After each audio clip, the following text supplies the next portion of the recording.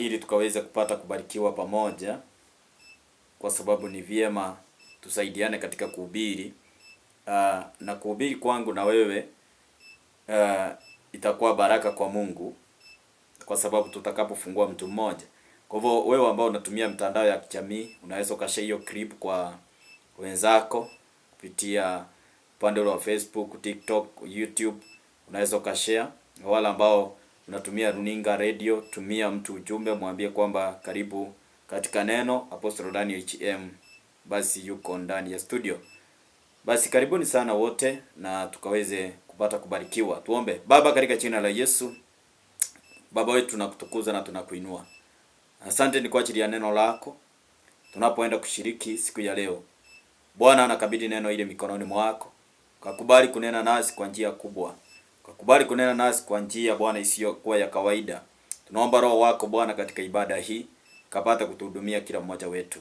Inuka kinyume na kila madhabahu yote Baba ya upinzani, madhabahu yote yanaweza suidia neno lako. Jehova jile na katana na madhabahu yao katika jina la Yesu. Bwana, tawala na ukaonekane. Nafunja kila utawala wote wa giza na ngome zao Baba katika jina la Yesu. Freemason, devil worshippers, Illuminati hawana uwezo katika jina la Yesu. Bwana, tawala na ukaonekana. Bariki neno hili Bwana likapate kunena na kila mmoja wetu katika taifa la Kenya na hata wote walio nje ya Kenya. Katika jina la Yesu tunaomba na hata na kuamini. Amen. Amen. Basi karibu sana katika ibada hii, na naamini ya kwamba Mungu ataenda kukubariki na atakunenea kwa njia kubwa. Na topic ya siku ya leo ambaye nataka tuweze kufundishana ni kuhusu open family closed door. Open family closed door, yaani kufungua milango iliyofungwa katika jamii. Na nataka nianze nikisema hivi kwamba katika maisha tunayoishi ni roho, na kila mchi uko na milango na kila nyumba iko na milango. Mtu akichenga nyumba akikosa kuweka mlango, hata umbwa inaweza kaingia hapo. Yaani chochote kinaweza ingia kwa ufupi. Sasa lazima uelewe ya kwamba kuna milango pasi pia ya spiritual. Katika familia, wachana na ile gate mumeweka hapo. Wachana na ile mlango mumeweka hapo. Sasa naongea mambo ya spiritual. Kuna milango ambayo iko katika familia ilifungwa. Na kuna milango ambayo iko katika familia imefunguliwa. Sasa ni wewe ujue kwamba ni wapi ambapo kumefungwa na ni wapi ambapo kumefunguliwa. Katika kitabu cha Matthew chapter number 18. Hapo ndio tunaanzia. Matthew 18 verse number 18. Mathayo 18:18 inasema, amini nawaambieni, yote mtakayofunga duniani yatakuwa yamefungwa mbinguni, na hayo yote mtakayofungua duniani yatakuwa yamefunguliwa mbinguni. Kwa hivyo tunaona hapa hata Yesu Kristo anasema mambo haya ya kwamba kile mtakachofunga hapa duniani hata mbinguni kimefungwa, na kile mtakachofungua duniani hata mbinguni kimefunguliwa. Kwa hivyo ni kuonyesha ya kwamba kuko na milango ya kufunga na kufunguliwa. Bwana asifiwe sana. Sasa ni lazima ukapate kuelewa ya kwamba there is the family doors. Kuna milango katika familia. Na nitakutajia milango kadhaa ambao utakayeweza kukua na mkutano kako, ili ukapate kuona mkutano wako kwamba hapa mlango umefungwa na hapa mlango umefunguliwa. Bwana asifiwe sana. Na hauwezi ukachua milango imefungwa na imefunguliwa basipo kufundishwa. Bwana asifiwe sana. Basi nataka uelewe ya kwamba milango katika jamii, we open family doors today. Leo tunafungua milango ambayo ya familia iliyofungwa. That's why the theme of today, open family closed door. Hebu tuende pale katika kitabu cha Nehemia. Katika kitabu cha Nehemia pale aya yake ni ya mlango ni wa 7 aya 3. Aya 3. Nehemia 7 and verse number 3. Biblia inasema, nikamwambia yasifunguliwe malango ya Yerusalemu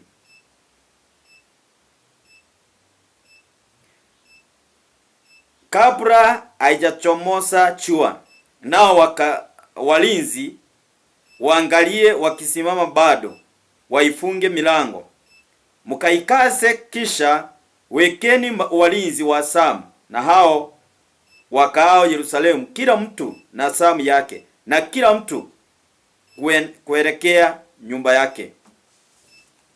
Milango akasema ya kwamba basi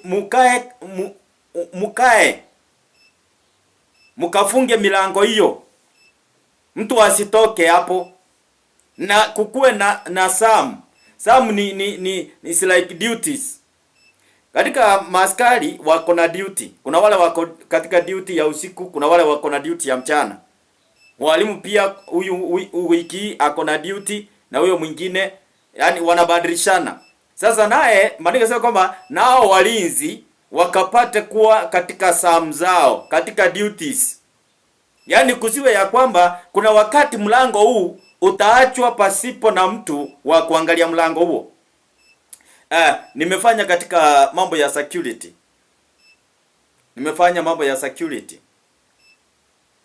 Na mimi nilikuwa nafanya mchana, nikakuja nikabadilishwa nikaletwa usiku. Na ile security nilikuwa nafanya, nilikuja kuelewa ya kwamba hakuhitajiki kukosa mtu wa kukaa katika zamu. Sasa hapa tunaongea mambo ya milango ya familia. Na hii milango ya familia kuna watu ambao wanaitwa monitoring spirit or ancestral spirit. Maroho ya mababu, maroho ya wazee waliotangulia. Basi haya maroho ambao yaliyotangulia ndio yanakaa katika milango ya familia. Ndio wanakaa walinzi. Sasa milango hii Mungu anasema ya kwamba basi mtu yeyote asitoke, na kila mlango ukapate kuwa na mlinzi, na wabadilishane zamu baada ya zamu. Yaani duty to duty.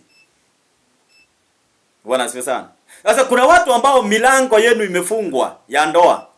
Na watu ambao milango ya familia ya ndoa imefungwa. Mambo mengine yanakuwa sawa, lakini inapofika milango ya familia ya marriage, katika marriage sasa ndio milango yenu imefungwa. Unakuta ya kwamba unayepata ni mume wa mtu, unayepata ni mke wa mtu. Mwingine unapata yule mwenye unaona ya kwamba ako serious, mnakosana from nowhere. Hiyo ndio dalili ya kuonyesha ya kwamba milango ya familia ya ndoa kwenu imefungwa. Unakuta kwamba yule ambaye unayetaka kuoa umpati, lakini yule unapata ni yule anakusumbua. That is the way you can understand that kuna milango ya marriage kwenu imefungwa. Wakati hapo unapanga, unatangaza unataka kufanya harusi, hapo ndipo jambo linatokea from nowhere, mtu hata anagonjeka. Mwingine hata unakuta anafanya anakufa kwa accident. Ama yule mwenye ulikuwa unataka kuolewa na yeye ulisikia alikufa.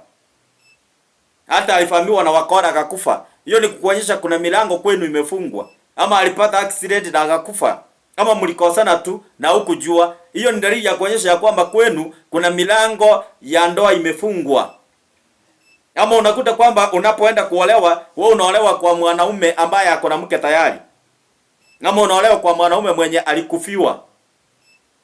Hiyo ni dalili ya kuonyesha kwamba milango kwenu imefungwa ya ndoa. Bwana asifiwe sana. Milango ya ndoa. Basi lazima ukaweze kujiita kama mkutano. Hapo Mungu anasema ya kwamba mtu asitoke. Na mkuwe na maaskari ambaye watakaye kuwa katika zamu ya period, wanabadilishana on duties. Basi katika familia yenu kuna milango ambayo imefungwa. Wengine unakuta kwamba milango ya masomo ndio imefungwa. Hebu tuende katika kitabu cha Joshua. Chapter number 6 and verse number 1. Joshua. Kitabu cha Joshua. Chapter number 6. Nataka tusome na wewe ili tupelekane. Verse number 1. Basi Yeriko ilikuwa imefungwa kabisa kwa sababu ya wana wa Israeli. Hapana mtu aliyetoka wala hapana mtu aliyeingia. Sasa tunaona ya kwamba, wapendwa, hapa ya kwamba wana wa Israeli wamefungiwa milango. Wana wa Israeli wamefungiwa milango. Hakuna wa kuingia wala wa kutoka. Basi lazima uelewe ya kwamba pale ambapo umezaliwa kuna milango ambayo iko kwenu. Sasa hawa ni wana wa Israeli. Milango itafungwa tu kwa sababu ya kufungwa, imefungwa for the purpose of Israeli, ya kwamba hakuna wa kuingia wala wa kutoka. Sasa kuna watu ambao milango ya kwenu imefungwa ya masomo. Masomo imefungwa kabisa. Watoto hawasomi. Mwenye anasoma anafika class 8 anaanza shule. Mwenye amejaribu kabisa ni form 2. Na yule mwenye alijaribu kabisa akamaliza ana kazi na kupita. Basi hiyo ni ishara ya kwamba kwenu kuna milango ya masomo imefungwa. Ama unakuta kwamba unasturao kusomesha watoto wako. Unasturao kabisa kusomesha watoto. Kwenu kwanza wewe ukusoma. Lakini sasa unapofika hata kwa watoto kuwapeleka shule ni kustruggle. Basi ujue ya kwamba milango ya masomo kwenu imefungwa. Wengine unakuta kwamba milango ya fedha imefungwa. Unafanya kazi kwa bidii lakini uendelei. Unatafuta kazi ya upati. Unakuta kwamba hata kukula kwako ni shida, kufaa kwako ni shida. Yaani unang'ang'ana kimaisha. Basi uelewe ya kwamba kama fedha asikai kwa mikono yako, basi ujue ya kwamba basi hapo kuna mlango ambao ulifungwa kwenu ya fedha. Ama unakuta kwamba ile pesa ambayo unapata haiwezi ukasave. Unapata ikipita is like uko na daraja ya kupita. Uko na bridge ya fedha zinapita. Unaweza ukapata pesa mingi lakini for a short period of time hauna chochote. Hiyo ni kuonyesha ya kwamba kuna milango ya fedha kwenu imefungwa. Hakuna mtu ambaye anaweza saidia mwingine. Yaani unakuta katika familia hakuna mtu ambaye ako na uwezo wa kifedha anaweza akasaidia mwingine. Ni ishara ya kuonyesha ya kwamba kwenu milango ya fedha imefungwa. Wengine unakuta kwamba wako na milango imefungwa kwa wanaume. Hawawezi wakaoa. Unakuta mwanaume ako na 30s na kuendelea, amefika 40, amefika 50, baada hajaoa ama alioa na akatupa. Ni milango ya ndoa imefungwa katika wanaume. Unajua kuna familia ambayo unakuta kwamba imeprogram ya kwamba wanawake ndio hawataolewa lakini wanaume hawataoa. Na kuna wale ambao unakuta program imewekwa kwamba wanaume wataoa na wanawake hawataolewa. Na wengine wanakuta kwamba wako na sako moja. Yaani wote wamefungwa na kifungo moja. Wote hawaolewi, wote hawaoi. Na kuna wengine unakuta kwamba milango imefungwa ya kupata kazi. Watu wamesoma lakini kupata kazi hakuna. Kuna watu ambao unakuta milango yao ya kazi imefungwa. Milango ya kazi imefungwa. Hebu tuende katika Nehemia chapter number 13 verse number 19. Nehemia 13:19. Lazima mpendo ukapata kuelewa mambo haya ili ukapata kusaidika. Maana usipokuta kuelewa utakuta kwamba unang'ang'ana. Haujui unapigana na nini? Haujui unataka kufanya nini? Nehemia 13:19. Biblia inasema hivi katika faso niko nayo siku ya leo. Ikawa malango ya Yerusalemu yalipoanza kuwa na giza kabla ya Sabato, niliamuru milango ifungwe. Ifungwe. Nikaamuru isifunguliwe hata Sabato iishe. Na baadhi ya watumishi wangu nikawaweka juu ya mlango ili usingizwe msio wowote siku ya Sabato.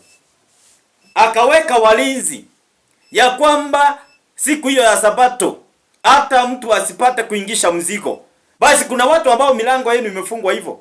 Kuna mtu ambaye ni ancestors, mababu waliweka walinzi katika milango in the spiritual realm.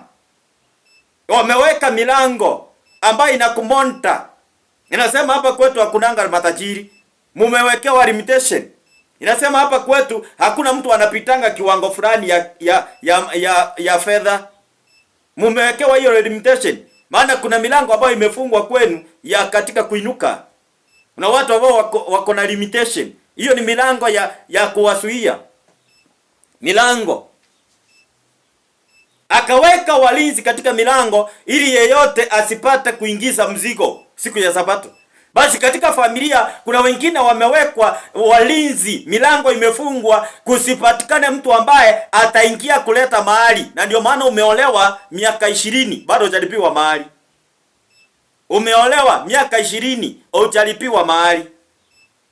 Ni milango imefungwa. Dada yako mkubwa hajalipiwa bado.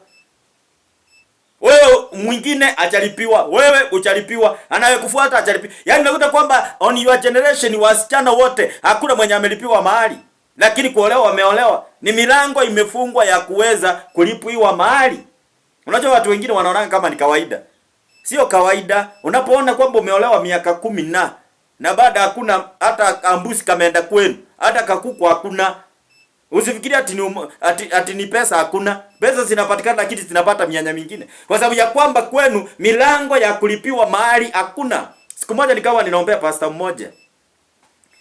Alipoolewa siku ile bwana yake alienda kulipa mahali. Maana alikuwa anasema anaenda achue poma kisha aenda alipe mahali. Na alipofika kwa ile poma wakajuana na familia. Wakasema vile watalipa mahali. Waliporudi waliachania hapo. Ni nini kilikuwa hapo?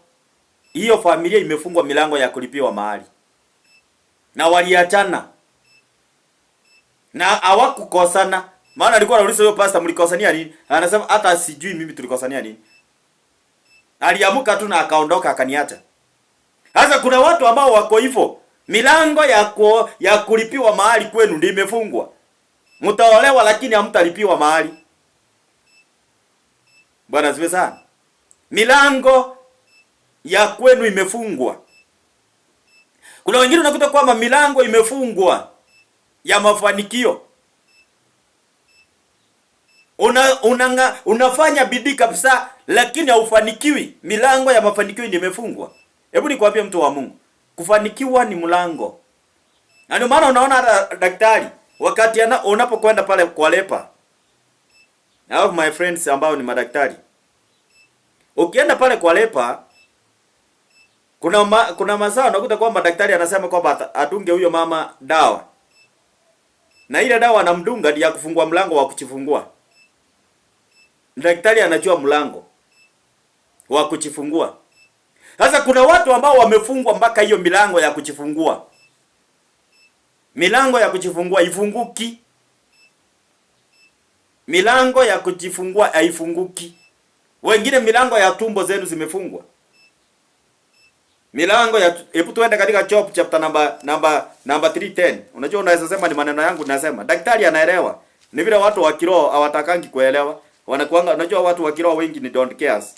Nasema mimi nimeokoka, Yesu ni Bwana kama mwokozi wa maisha yangu. Na hiyo anafikiria anamaliza. Haujamaliza?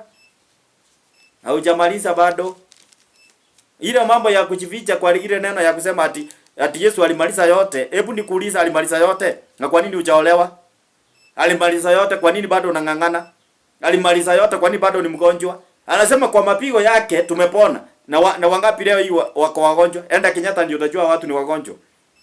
Enda Kenyatta ndio utajua watu ni wagonjwa. Na alisema amemaliza yote.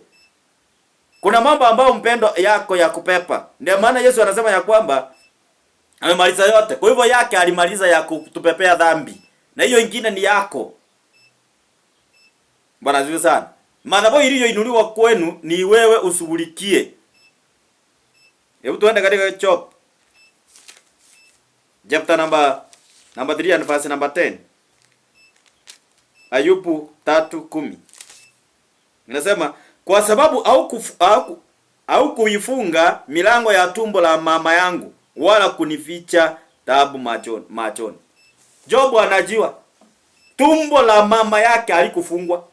Sasa kuna watu ambao wamefungwa tumbo. Kuna watu ambao milango ya kujifungua watoto imefungwa.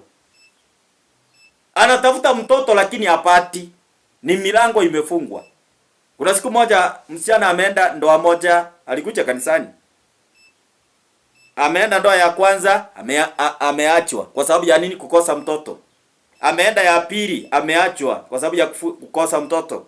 Ameenda ya tatu, ameachwa kwa sababu ya kukosa mtoto. Ameenda ya nne, ameachwa kwa sababu ya kukosa mtoto. Ameenda ya tano, ameachwa kwa sababu ya kukosa mtoto. Sasa siku moja akawa alikuwa anaenda kutafuta kazi asubuhi. Alikuwa anaenda kutafuta kazi asubuhi. Akasikia wamama wengine walikuwa wanaongea, na actually si eti wamama walikuwa washirika wangu, lakini walikuwa wanaongea habari ya kanisa la Maximum. Wakaanza kusema kuna ile kanisa ya Maximum inakuanga huko chini. Na imagine hiyo kanisa ikaangi barabarani, lakini hiyo kanisa inakuanga watu wanaendanga hapo. Huyo pastor anakutabiria, anakuambia shida zako, anakufanyia deliverance. Sasa yeye akawa anasikiliza, maana alikuwa nyuma yao. Na hao walikuwa ni wamama wakubwa kumuliko. Maana yeye alikuwa na 23 lakini ameolewa ndoa 5. So inaweza imagine anaweza kuolewa lini. So alipokuja akakuja, ilikuwa siku ya Monday. Hakunipata kanisani because Monday hatufanyi ibada. So akaenda akaulizia kwangu na akapewa direction. Akakuja akakaa kwa gate.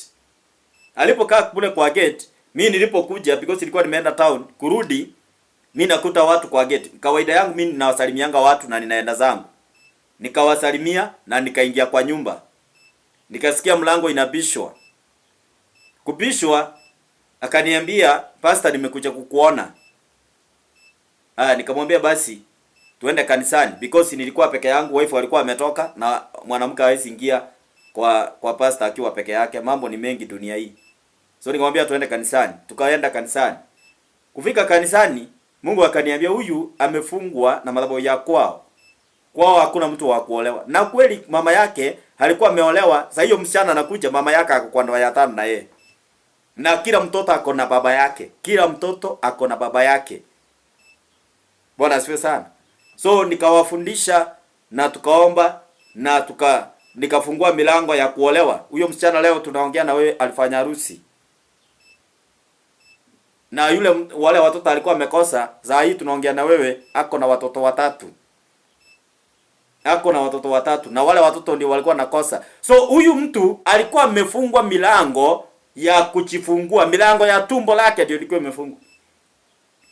Sasa kuna watu ambao siku ya leo wamekosa watoto, si kwamba wao ni tasa, lakini milango ya tumbo imefungwa. Ndio maana Job anasema ya kwamba au kufunga mlango wa tumbo la mama yangu. Maana Job alitamani milango ya mama yake ifungwe ya tumbo, kwa sababu ya yale mateso alipitia. Sasa kuna watu ambao siku ya leo mnanitazama, milango ya watoto kwenu ndio imefungwa. Ndio maana mpati watoto. Na ukipata watoto ujauzito inatoka. Ama unapata ujauzito kwa muda, unakuta siku ile ya kwenda ujifungua au rudi na mtoto nyumbani. Unaenda hospitali unaacha mtoto wako huko. Maana anakufia kwa tumbo, mwingine anakufa during operation. Mwingine unajifungua kabisa na huyo mtoto anapata complication for period of time na anakufa. Maana milango ya tumbo ile imefungwa kwenu. Sasa ni lazima ujiite kama mkutano. Uangalie. Na kuna wengine unakuta kwamba milango ya kwao imefungwa ya wokovu. Watu hawaokoki. Watu hawaokoki. Hata wakisikia injili hawezi wakaipokea, maana milango imefungwa kwao, hakuna mwokovu. Hata akisikia hache injili, hawezi akaamini. Yeye unasikia anasema mimi hata siamini mapasta. Ukisikia mtu anasema mimi siamini mapasta, elewa kwao milango imefungwa ya kuokoka. Ni milango imefungwa. Huyo mtu ajui hata Kenya anafanya. Huyo mtu hajui kwa sababu ameona hiyo miujiza yote, lakini amini. Sio kwa sababu ya kwamba yeye hataki kuamini, ni milango imefungwa ya wokovu kwao. Milango imefungwa ya wokovu kwao. Bwana asifiwe sana. Matthew chapter number 16 verse 18. Mathayo pale 16 na 18. Matthew chapter number 16 verse 18. Biblia inasema, "Nami nakuambia wewe ndiye Petro, na juu ya mwamba huu nitaijenga kanisa langu, wala milango ya kuzimu haitaishinda. Wala milango ya kuzimu haitaishinda. Kwa hivyo Petro amejengwa kama kanisa. Maana yanasema kwamba atajenga kanisa juu yake na milango ya kuzimu haitaweza kuishinda. Kwa hivyo Mungu alijua ya kwamba kuna milango ya kuzimu. Kuna milango ya kuzimu. Na hiyo milango ya kuzimu itapigana na kanisa. Ndipo akajenga juu ya Paulo. Sasa ni lazima na wewe upigane na milango ambayo imefungwa kwenu ifunguke. Milango ambayo imefungwa kwenu ifunguke. Ni lazima uangalie milango ya kwenu ni gani ambayo imejifunga. Maana kuna watu ambao milango imefungwa kwao, hawapendani. Milango ya upendo imefungwa.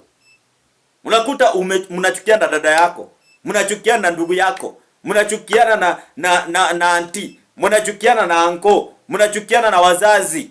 Ni milango ya upendo imefungwa kwenu. Milango ya upendo imefungwa. Maana kuna familia unakuta wanapendana hata kama hawana kitu, wanapendana kabisa. Unaona kabisa hawa watu wanapendana. Lakini kuna watu ambao hata wasalimianangi. Hata kwanza alichukua simu yake, ikamwambia delete. Ikamuuliza, "Are you sure you want to delete your sister?" Unajua simu naye ni mwerevu. Inakuuliza, "Are you sure you want to delete?" Na akasema, "Yes."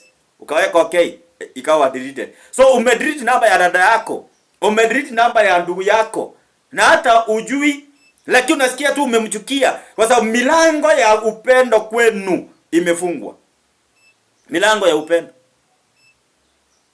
Na kuna wengine unakuta kwamba milango ya msamaha imefungwa kwao.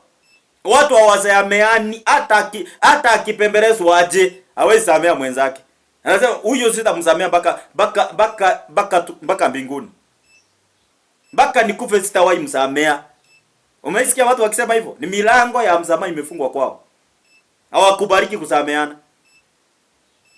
Anaapa kwamba hatawahi msamea. Milango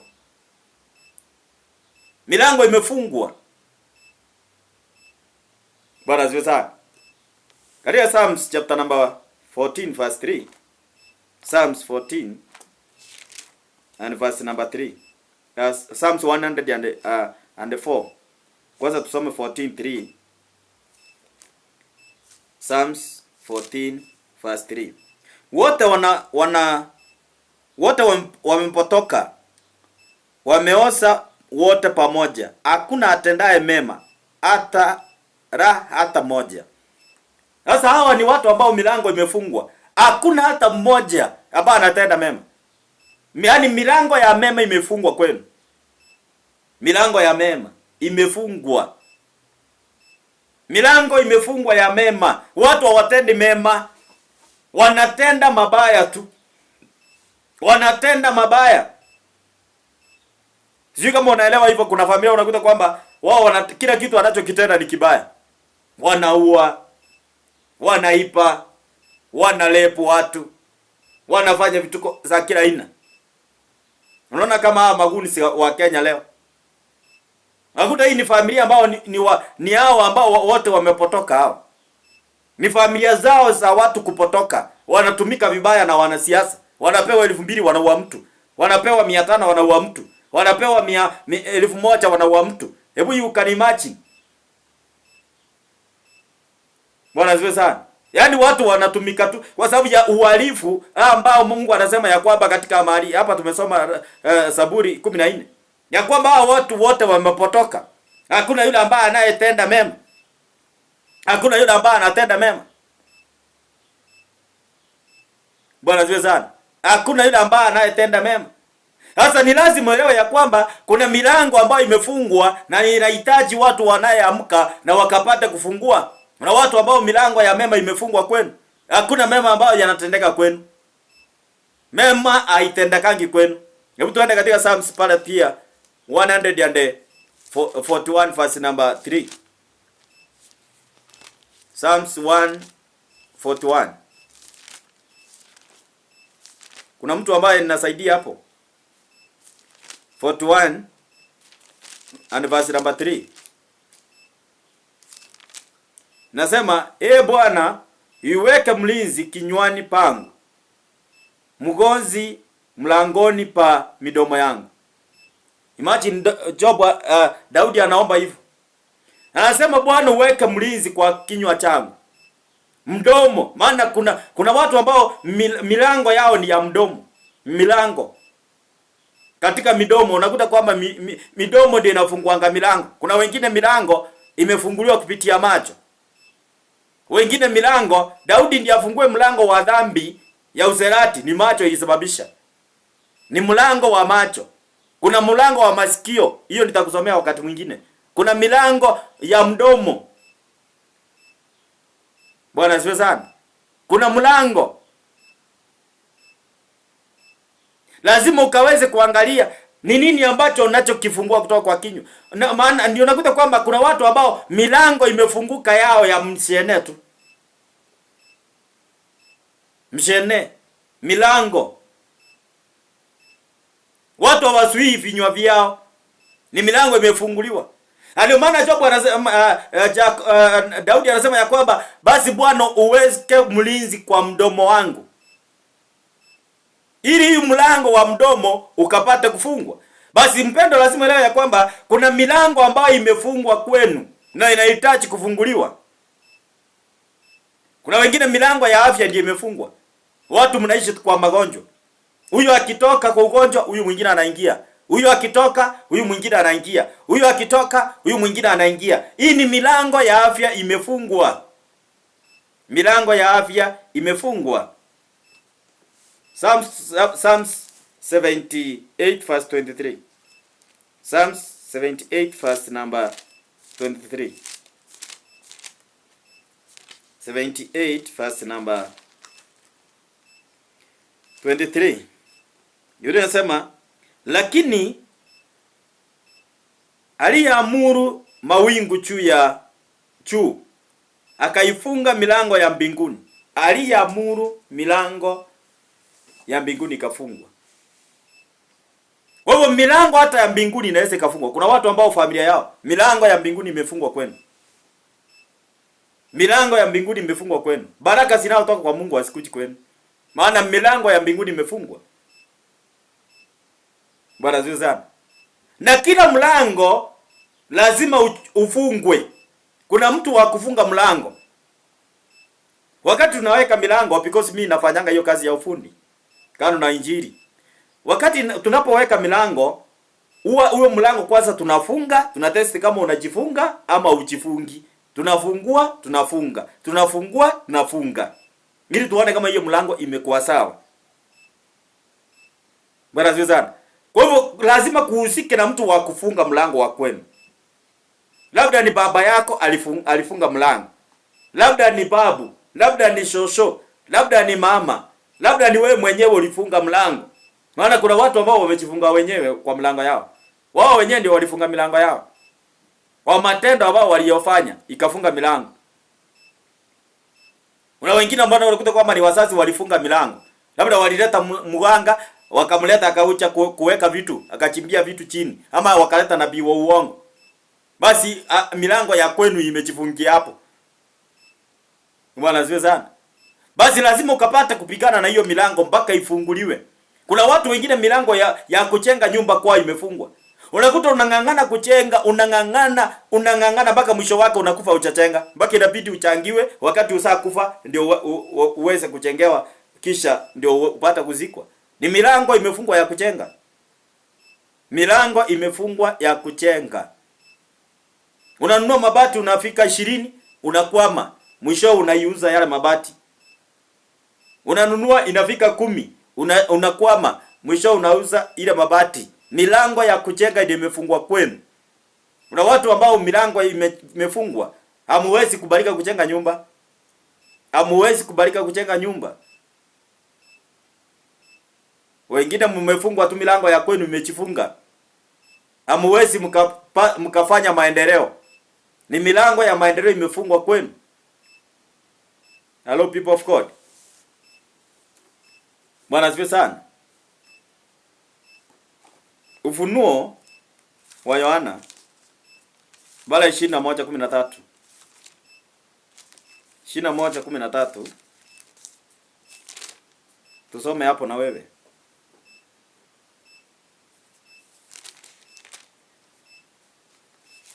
21:13 inasema, upande wa mashariki milango mitatu, na upande wa kaskazini milango mitatu, na upande wa kusini milango mitatu, na upande wa magharibi milango mitatu. Na ukuta wa mchi ulikuwa na misingi 12, na katika ile misingi machina 12 ya wale mitume 12 wa mwana kondoo. Kwa hivyo hapa ni milango ilikuwa, na kila mlango ulikuwa na jina. Ulikuwa na jina la mtume. Basi katika milango yenu imewekwa jina na imewekwa kila msimamishi wa hiyo milango. Kuna mwingine ambao unakuta kwamba milango ya kununua magari, hiyo ndio milango imejifunga kwenu. Mnapata pesa lakini huwezi nunua gari, na ukinunua gari inafanya accident. Ama inaziko na maaskari mpaka unaweka kwa store. Unaiweka tu hapo parking, unatoa miguu. Magurudumu zote unatoa, unauza. Milango ya kununua gari imefungwa kwenu. Kuna watu ambao milango ya magari imefungwa. Kuna mtu mmoja kwa alikuwa ni fundi. Hawakuwa na gari kwao. Yeye alipopata pesa na akaamua akasema, sasa mahali imefika, wacha mimi niweka Probox. Akanunua ka Probox. Nakumbuka walikuwa wanaenda mahali hospitali kuona mtu wa kwao. Hawakufika na mke wake, walikufia njiani. Na hiyo gari kaisha na wao wakaisha. Milango ya gari zimefungwa. Kuna watu ambao mko na pesa kabisa, lakini kununua gari ndio tatizo. Ni milango ya magari imefungwa kwenu. Wengine milango ya kununua mashamba imefungwa kwenu. Unaweza ukapata pesa lakini hauwezi ukanunua shamba because kwenu milango ya kununua mashamba ndio imefungwa. Hayo mengine yote mtafanya, lakini kununua milango ya kununua magari, kununua mashamba, hiyo iruhusiwi. Bwana zuri sana. Wengine unakuta kwamba milango ya kuchenga nyumba za mawe ndio imefungwa. Hizo nyumba zingine mnaweza mkachenga, lakini kufika mahali pa kuchenga mawe, hiyo iruhusiwi. Milango ya kwenu mpendwa imefungwa, ni milango aina gani? Haleluya. Hebu tuende pale 25, hapo tu Ufunuo wa Yohana 21:25. 21:25 inasema, na milango yake haikufungwa kamwe mchana, kwa maana umo hamuna usiku.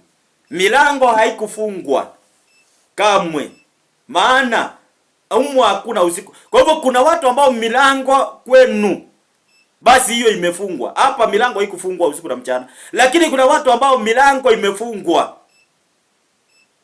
Wakati hapo unataka kuelewa mpendo kama kwenu milango imefungwa, ni wakati hapo unaona kana kwamba unang'ang'ana kile ambacho unachotaka kukifanya. Unakuta kwamba hiyo yani una struggle kufanya jambo hilo. Basi uelewe ya kwamba ni milango imefungwa ya kufanya kile ambacho unachohitaji kufanya.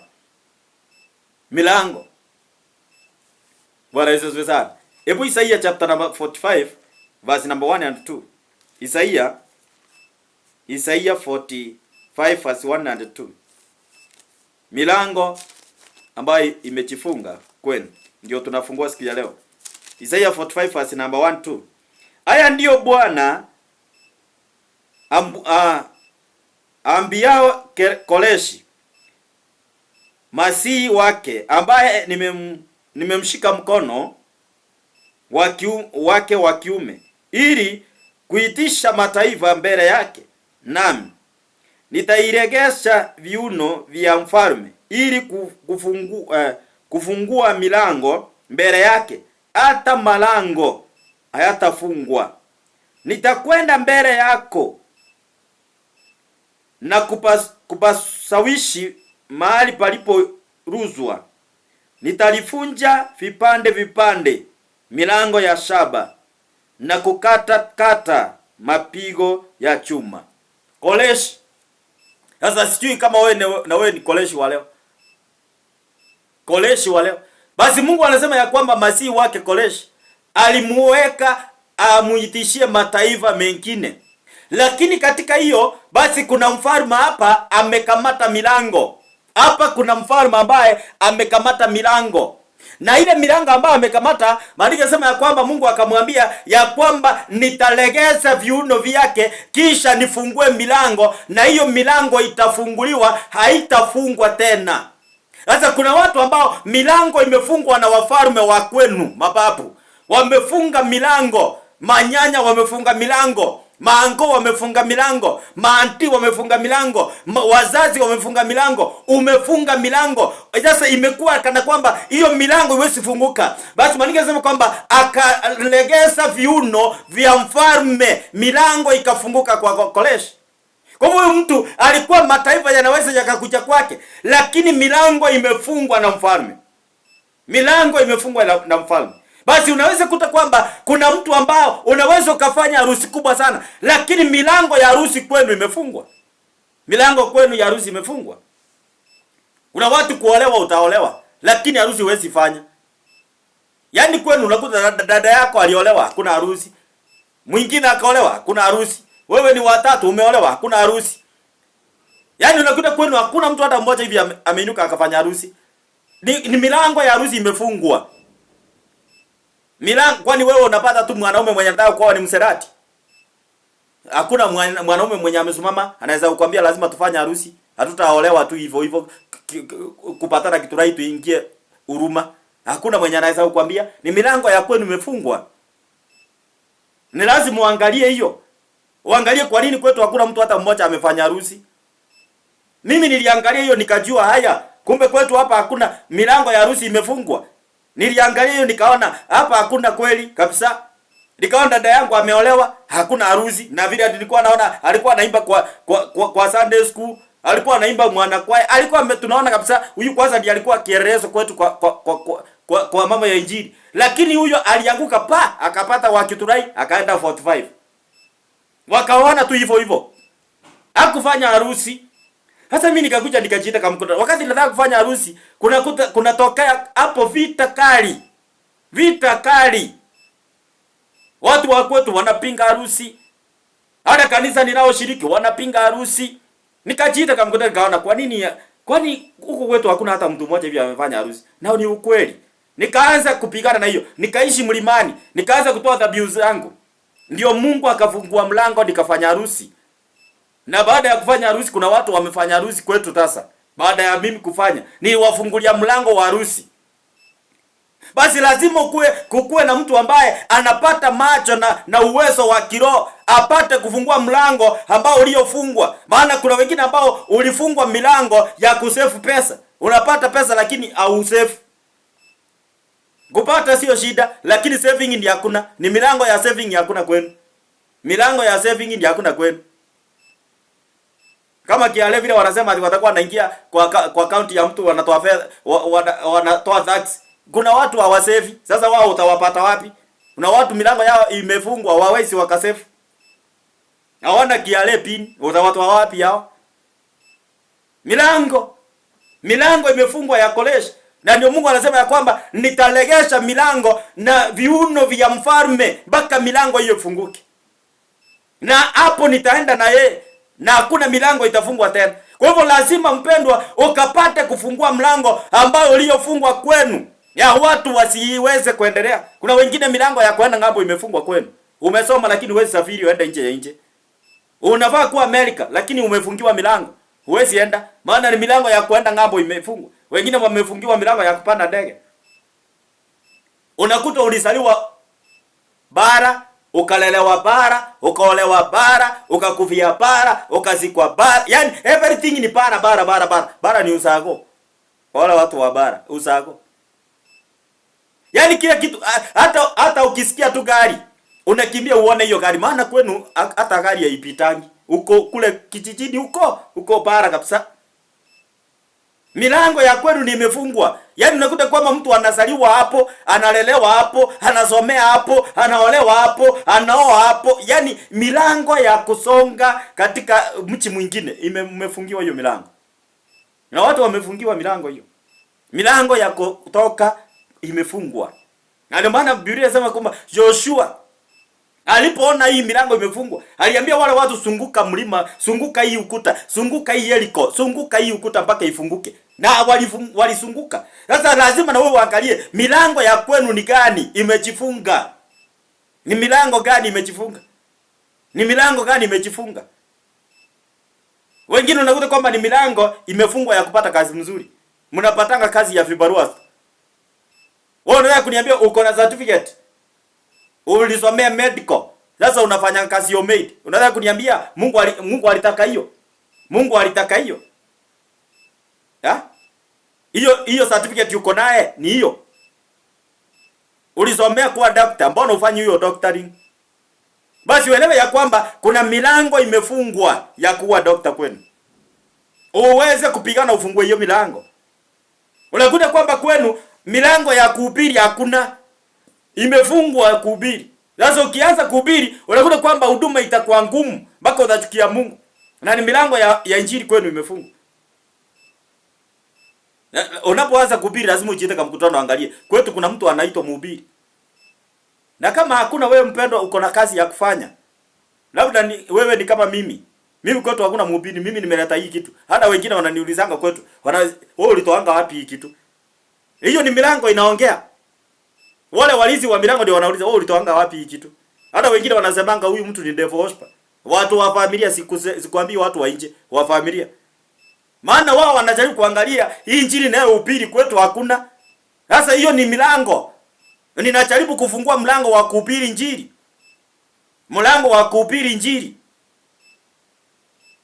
Sasa najaribu kufungua hiyo milango. Sasa ni lazima na wewe angalie kwamba milango ambao imefungwa kwenu ni gani.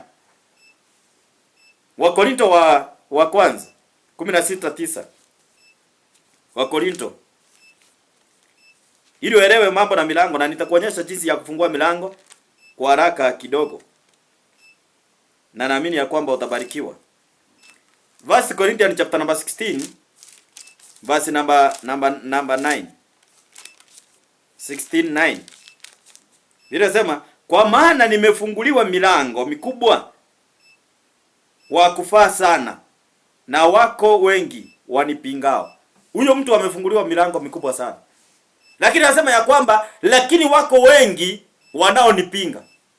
Wako wengi wanaompinga kwa ile milango. Wako wengi wanaompinga katika ile milango. Mlango umefunguliwa sawa, lakini wako na wengi ambao wanapinga mlango ule. Wako wengi wanapinga mlango ule. Sasa kwenu kuna milango ambao imefungwa. Na ikijaribu kufunguka, kuna wenye wanasimama wanafunga. Wanajaribu wanarudisha hiyo mlango. Wanarudisha hiyo mlango. Ni milango imefungwa kwenu. Milango gani imefungwa kwenu mpendwa? Milango gani unapotafakari unaona imefungwa kwenu? Milango ni yale mambo ambao unakuta kwamba mnajaribu kufanya mfanye. Hiyo ndio milango kwenu imefungwa. Unajaribu kuweka kwa hata Asha peke yake. Vita inakuinukia mpaka unachukia kanisa, unasema watu wote wanakuanga ni mapepo tu. Ni milango imefungwa kwenu ya kutawala. Milango ya utawala hakuna kwenu. Leadership, hiyo milango ilifungwa. Sasa uweze ongoza. Ukijaribu kukua kiongozi hivi mahali hata kwa praise and worship team, wanakuinukia, wanasema wanalinka, na unajua mapepo ina make sure imekufikia ili uvunjike moyo. Ukijaribu kuwa kiongozi kwa kwaya, wanakuinukia wale wenye unaongoza mpaka unasema ni kama ninaongoza mapepo. Na ni ukweli mapepo, ni ukweli unasema, lakini mapepo ya kwenu si wale watu, ni mapepo ya kwenu. Inakuja nakwambia wewe uone hapa unaongoza mapepo. Na unachukia watu, lakini milango ya kwenu haitaki leadership. Kuna milango ya utawala kwenu imefungwa. Na mtu hawezi tawala. Na siku ile tu unajaribu kutawala, hapo ndipo vita inakuanzia. Milango ya kwenu imefungwa. Bwana Yesu asifiwe sana. Haleluya. Hebu tuangalie Zakaria 11 pale mstari wa kwanza ili nikupeleke katika mambo jinsi ya kuweza kufungua milango sasa. Zakaria. Unaposoma hapo itakusaidia kuweza kufungua milango. Zakaria 11 mstari ule wa kwanza. Inasema ifungue milango yako Lebanon. Ilo moto iteketeze mierezi yako. Unaona? Afungue milango yake Lebanon. Sasa kuna mtu ambaye ninaongea na wewe siku ya leo, milango yako imefungwa ya jamii yenu. I'm talking about opening family closed door. Open family closed door. Kuna watu ambao milango imefungwa kama hii Lebanon. Na Mungu anasema ya kwamba fungua mlango wako.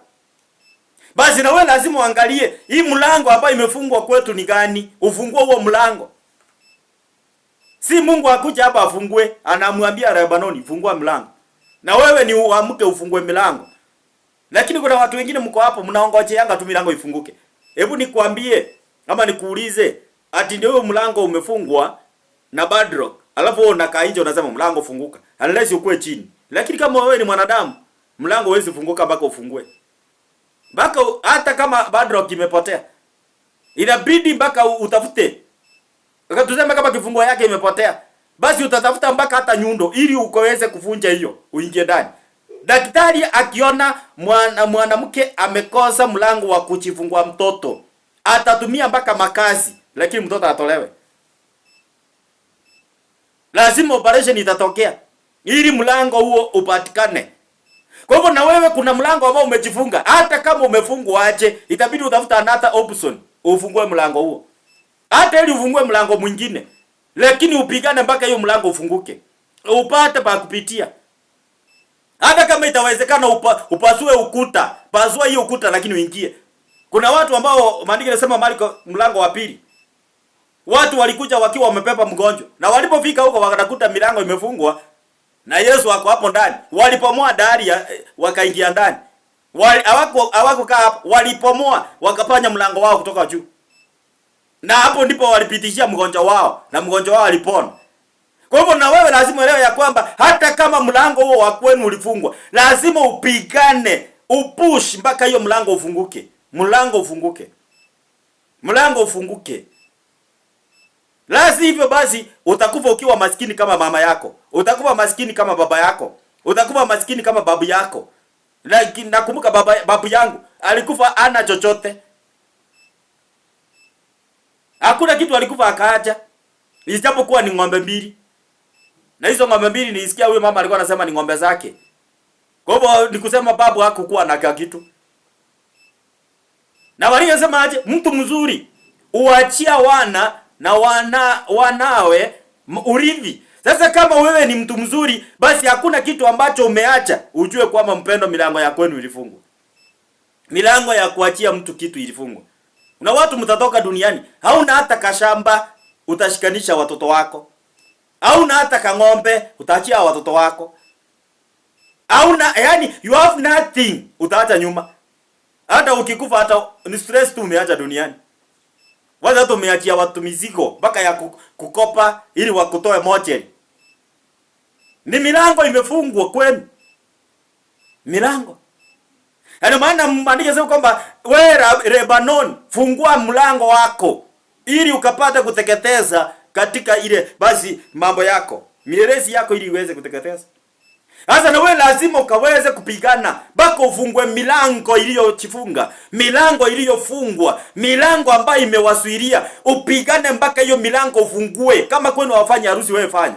Kama kwenu watu hawaolei wewe olewa. Kama watu kwenu hawafanikiwa wewe fanikiwa. Na lazima ukuwe na kazi ya kufanya ya kupigana na hiyo mlango. Kupigana na hiyo mlango mpaka ifunguke. Unatumia mpaka na nyundo mpaka hiyo mlango ifunguke. Ulimwengu wa kiroho. Si nyundo ya kupigiria. Unatumia kiroho. Unapigana na hiyo mpaka hiyo mlango make sure kwamba umefunguka. Umefunguka. Mimi nakumbuka wakati siku ya kwanza nilipoitwa katika runinga ya ilikuwa inaitwa JTN. Hiyo ndio runinga ya kwanza niliitwa. Na nilipoitwa hiyo runinga nikaitwa niende kuhubiri. Do you know nilihubiri dakika 5, network ikakataa kabisa. Sikuhubiri tena. Na hiyo runinga sikuendelea kuhubiri, nilitolewa. Nikakuja nikaitwa TV vingine, kama unajua kuna TV vingine niliitwa inaitwa Ambo Touch TV. Siku hizi sioni, sijui ilienda wapi. Ambo Touch TV nimeitwa hapo. Do you know nilikosa 300 ya kunipeleka fare? 300. Na kipindi imelipwa 30 minutes. 30 minutes imelipwa. Lakini mimi nakosa 300 ya kwenda kuhubiri. Hapo ndio nilijiita kama mkutano, nikaona hai, kumbe kwetu milango ya kuhubiri kwa TV ilifungwa. Nilijiita kama mkutano mimi. Wacha wewe unakanga don't care. Mimi nikaona ni milango imejifunga. Nikakumbuka kuna nabii Mkorino alinitabiria kaniambia ameona nikihubiri kwa TV.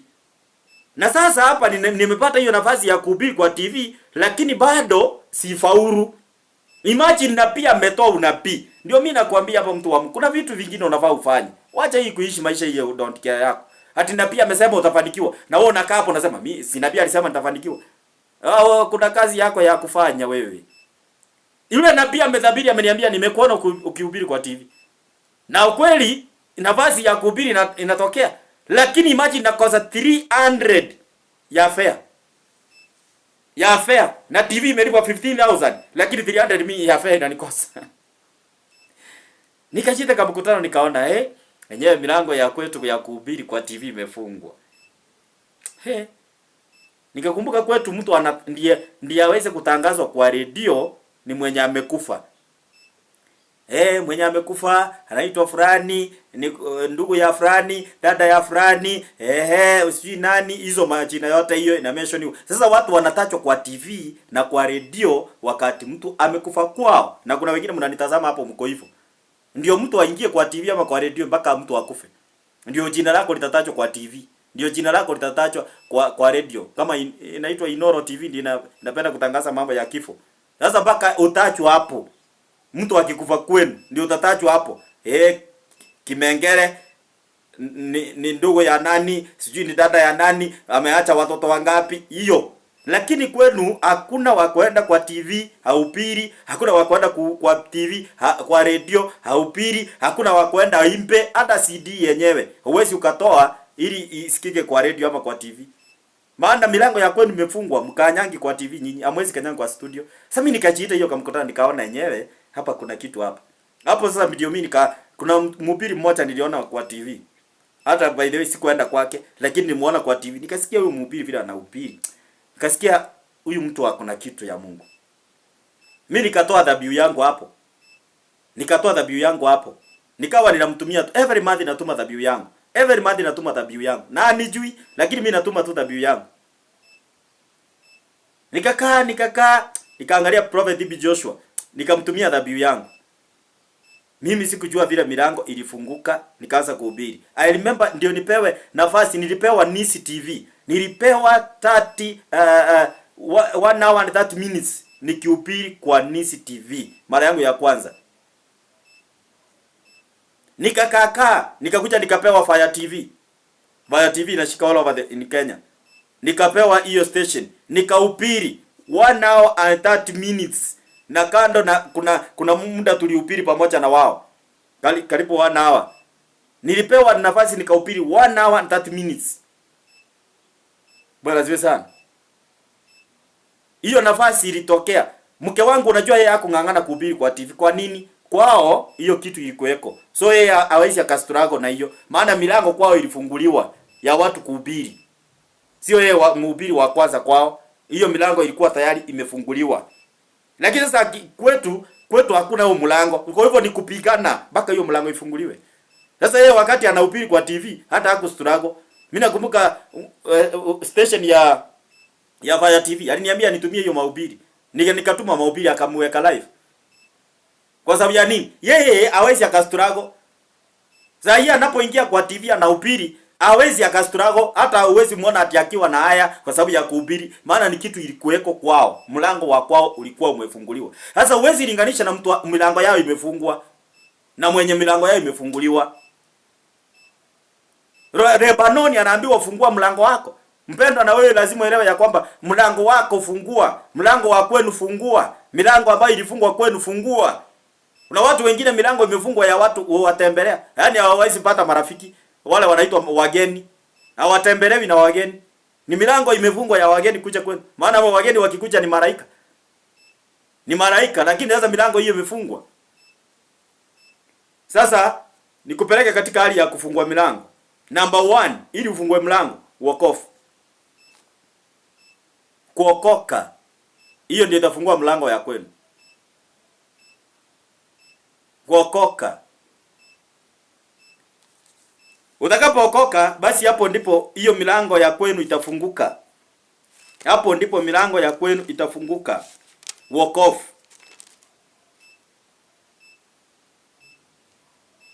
Katika Romans chapter 10 verse number 10, nasema kwa maana moyo mtu uamini hata kupata haki, na kwa kinywa akili hata kupata wokovu.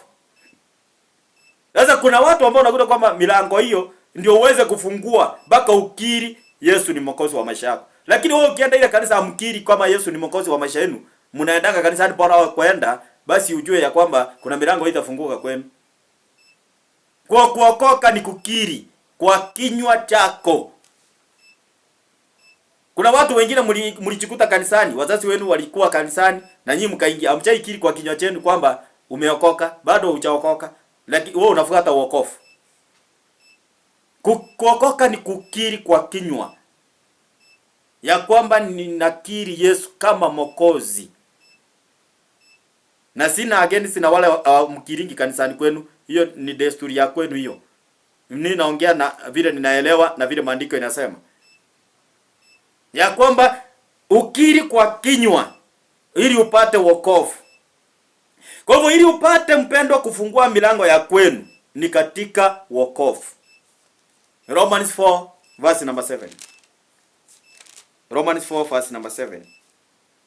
Vile nasema hivi: heri waliosamehewa makosa yao na waliostiriwa dhambi zao.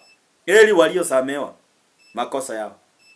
Kwa hivyo katika kusamehewa dhambi zako, katika kuokoka, milango itafunguka kwenu. Milango itafunguka kwenu. Number 2, imani, faith. Yakobo 5:15. Yakobo 5:15. Ili ukafungue milango ya kwenu, basi lazima ukapate kuwa na imani.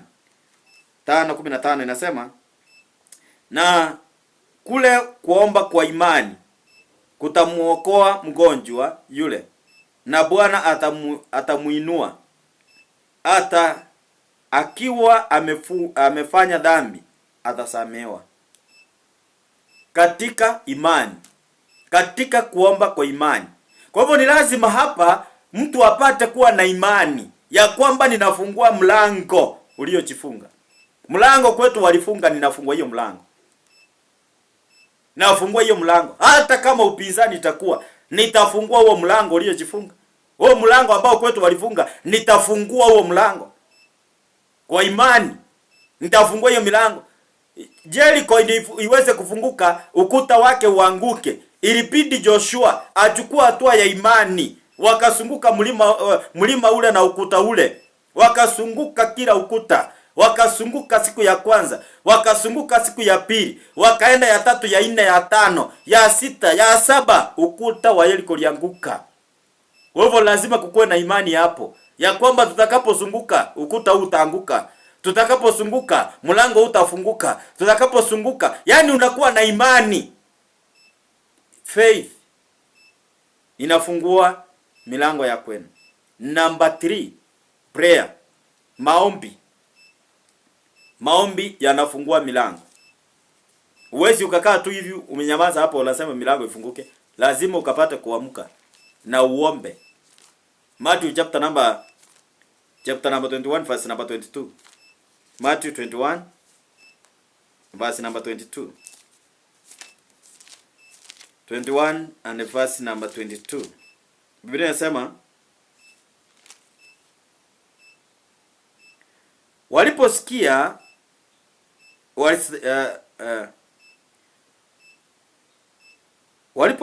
walistaajabu, wakamwambia wakaenda zao. Wakamwacha wakaenda zao. Hiyo ni 22. 21, 22. Nataka nishikanishe na hapo. 21, 22. Nasema na yeyote utakaye muomba katika sala mkiamini mtapokea. Prayer. Kwa hivyo mtakapoomba na mkiomba katika ile kuamini, Maria anasema kwamba yatakuwa yenu. Kwa hivyo ni lazima ukapate kuomba ili milango yenu ifunguke. Haiwezi funguka mpendo kwa kunyamaza kwako. Na kuna walinzi wamewekwa hapo, wanasema hakuna mtu ataenda ng'ambo. Wanasema hakuna mtu ataongea kizungu hapa. Na unakuta kuna mtu amesoma lakini hawezi ongea kizungu. Amesoma kabisa lakini hawezi ongea kizungu. Milango ya kizungu ndio imefungwa kwao. Sio kama wewe umeiona watu kama hao. Amesoma lakini hata hajui kuongea kizungu. Sasa unashinda huyu mtu kweli alisoma. Na kuandika anaweza andika vizuri sana. Kuandika na andika vizuri sana, lakini kuongea hawezi ongea. Ni milango ya kizungu imefungwa.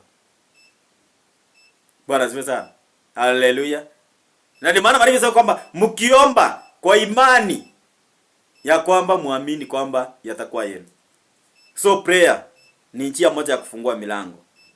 Prayer ni njia moja ya kufungua milango.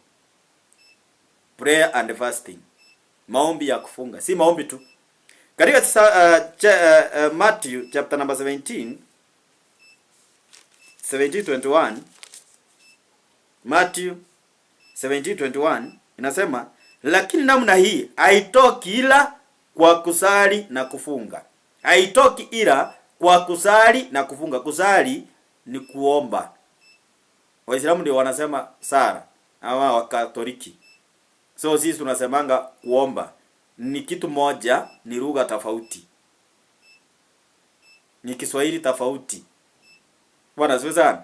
Kwa hivyo nikusema kwamba mambo mengine hayawezekani basipo kuomba na kufunga. Kwa hivyo ndipo milango ya kwenu ifunguke, basi lazima kuhusike na kufunga na kuomba. Kupatikana mtu ambaye ataamka na afunge na aombe. Afungue hiyo milango. Afungue hiyo milango iliyojifunga. Mtu amke tu aseme mimi sitarara na milango ya kwetu imejifunga. Afunge akiomba mpaka milango ifunguke. So prayer and fasting is the key to open closed door. Ni kifunguo cha kufungua mlango uliojifunga. Bwana asifiwe sana.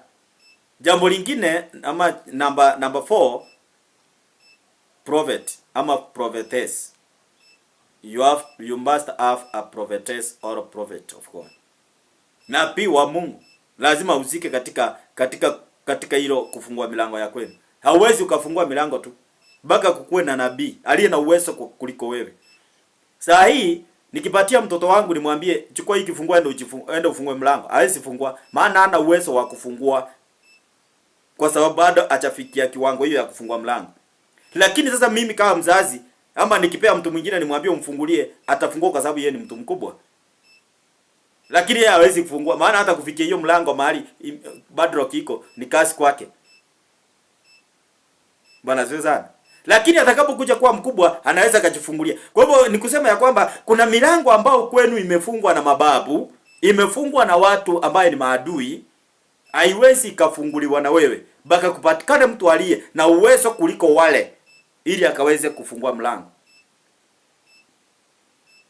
Katika kitabu cha Luke chapter number 1, chapter number 11 verse number 23, ukisoma hapo mpaka 25, nasema mtu ambaye aliye na nguvu uchunga milango yake, bali yule ambaye atakaye kuwa na nguvu kumuliko yeye atamnyang'anya silaha zake.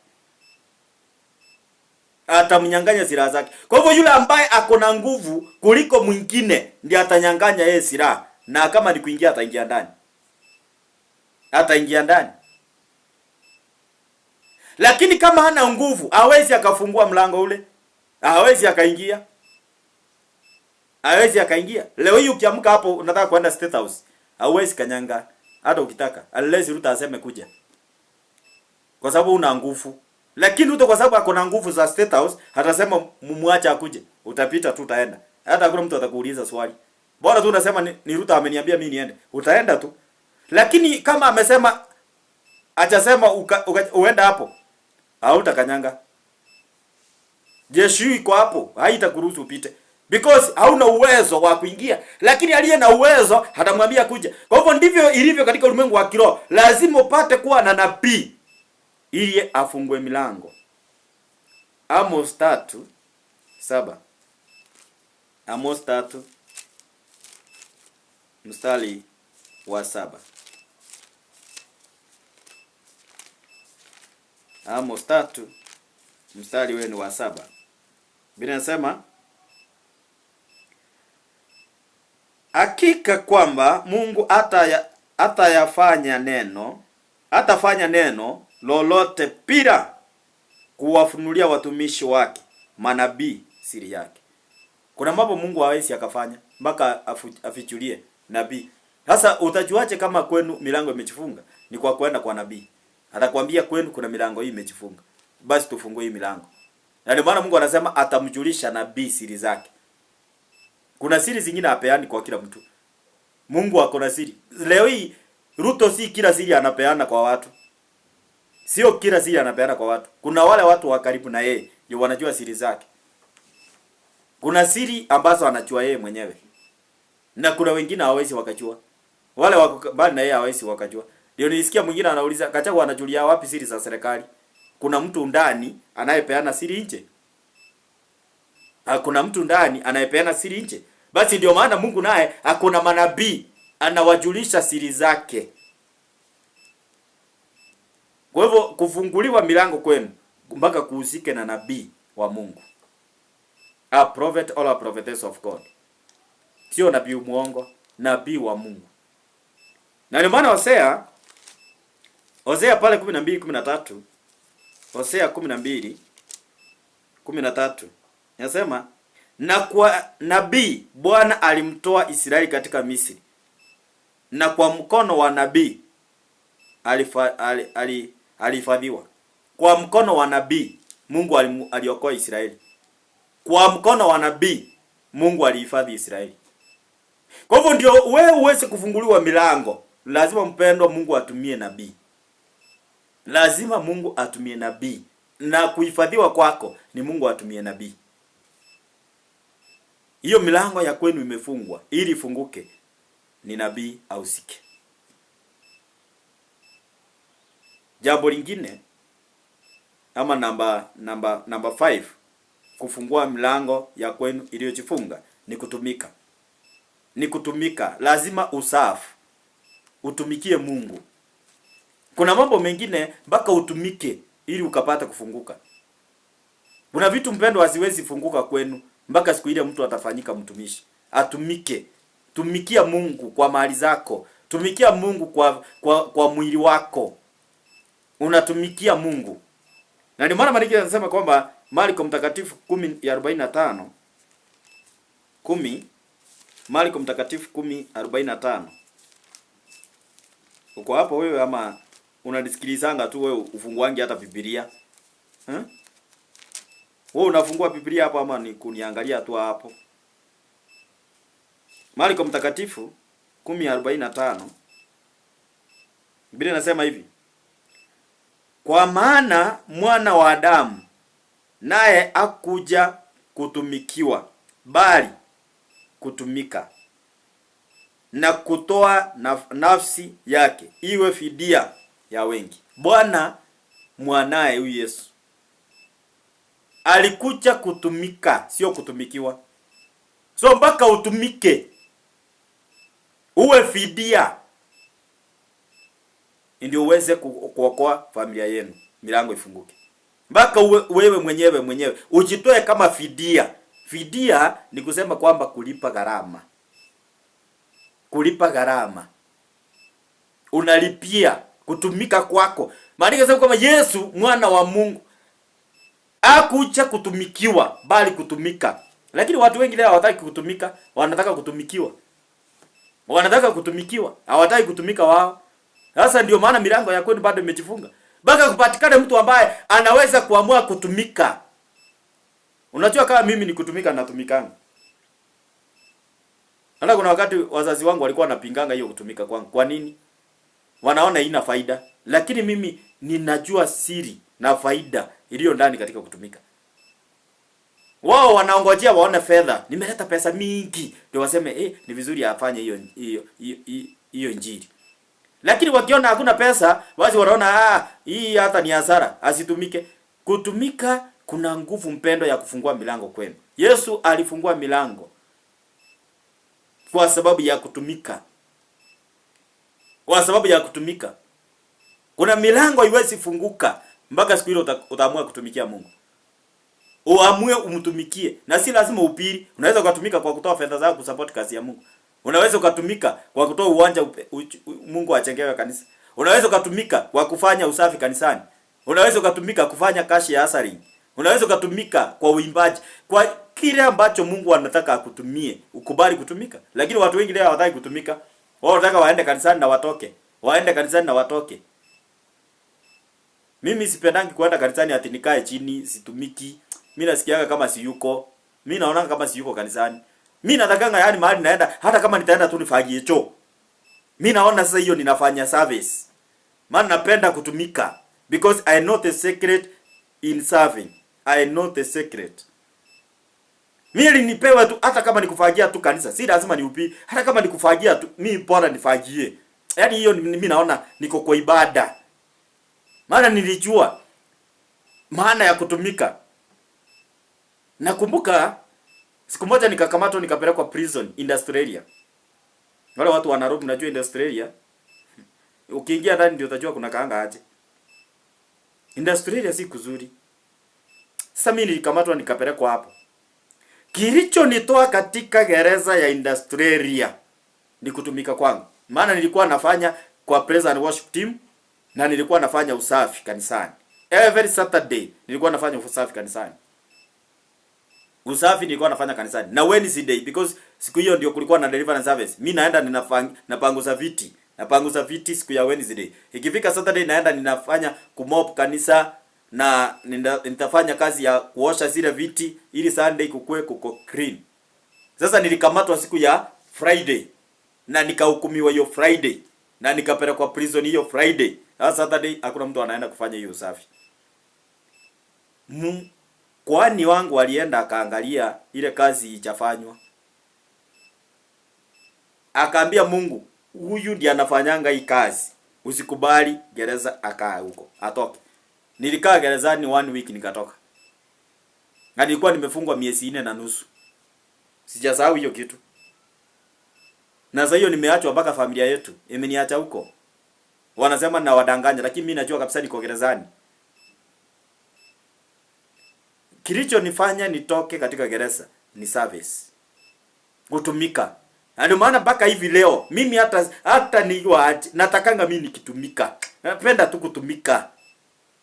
Because I know the secret. Mimi naweza panguza hata kiti, naweza panguza hata mesa, naweza panguza hata viti, hata kama washirika wanakuja wakalie, mimi nitapanguza. Wao wakutumikiwa wakuje tu, maana mimi ninajua kutumika. Sasa na wewe ndio uweze kufungua milango mingine kwenu, lazima utumike mpendo. Kubali kuwa mtumishi. Wacha kupenda kukua kama komanda. Tumika. Kuwa mtumwa. Usikubali kuwa mwajiri, kuwa mwajiriwa. Ili milango ya kwenu iweze kufunguka. Jambo lingine ambalo linafanya milango iweze kufunguka ni kutoa dhabihu. Kutoa sacrifice. Ili milango ya kwenu ifunguke, lazima mpendwa uzike katika kutoa dhabihu. Utoe dhabihu. Katika Psalms chapter number 50 verse number 8. Zaburi 50 aya yake ni ya 8.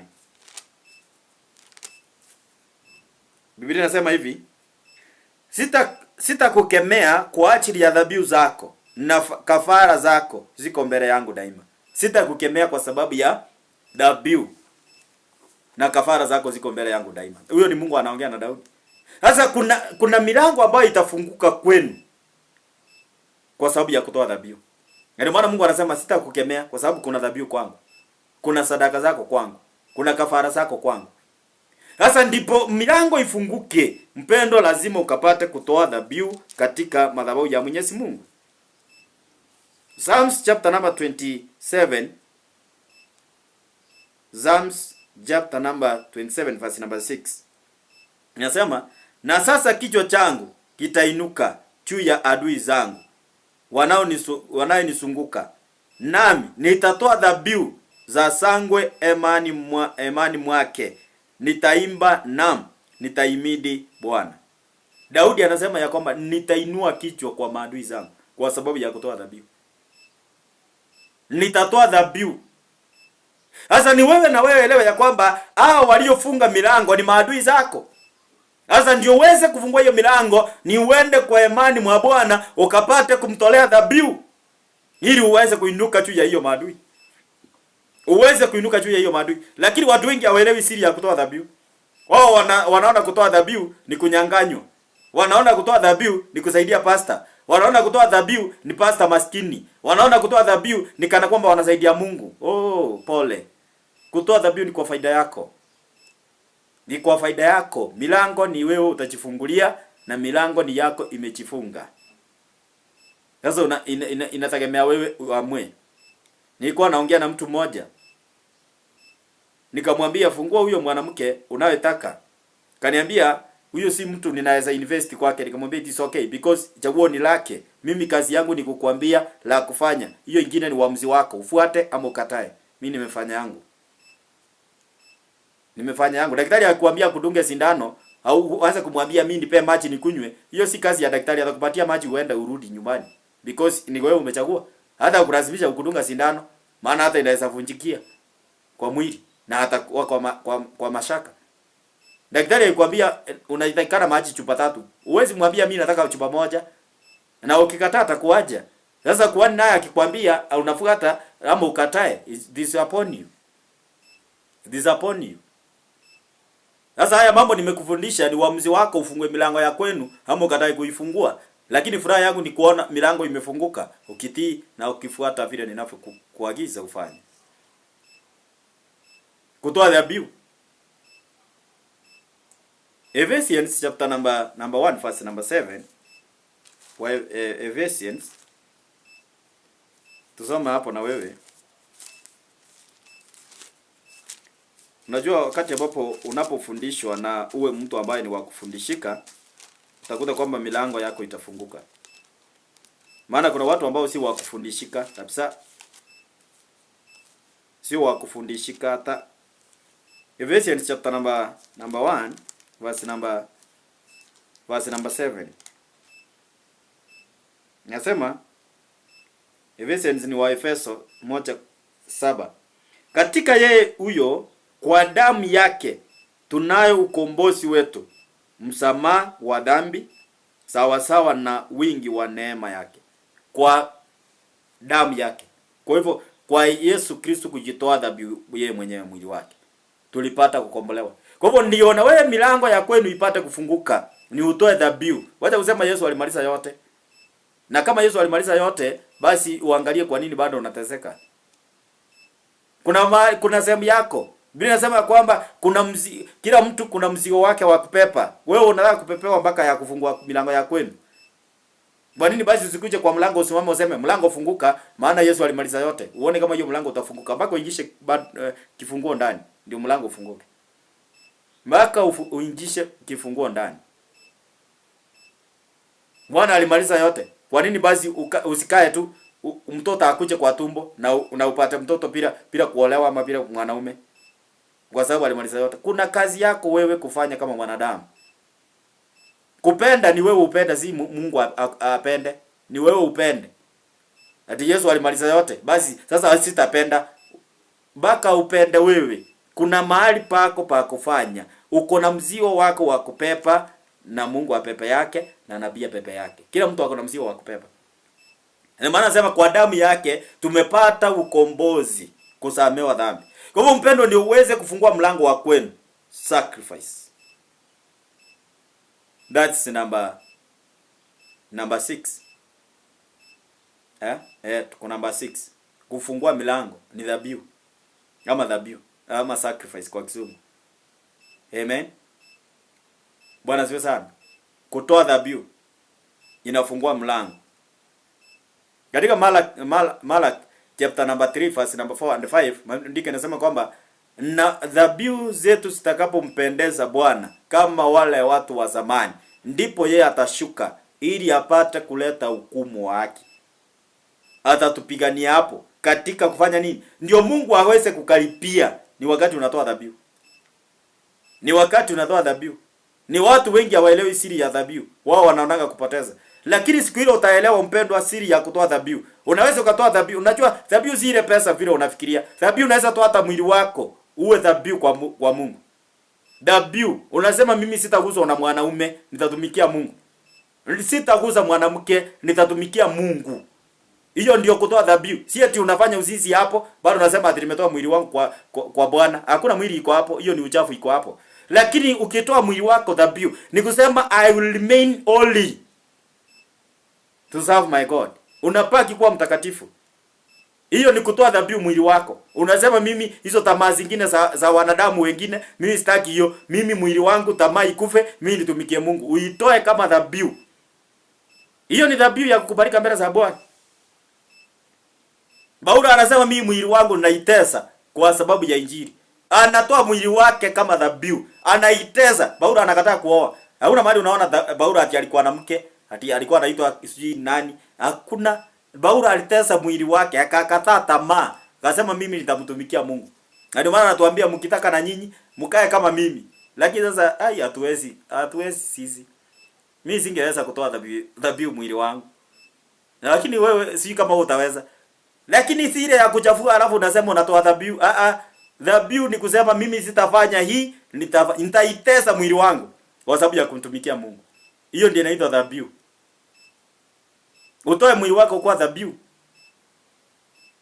Unachinyima mwili wako vitu zingine. Unasema nitatumikia Mungu. Hiyo ni sacrifice.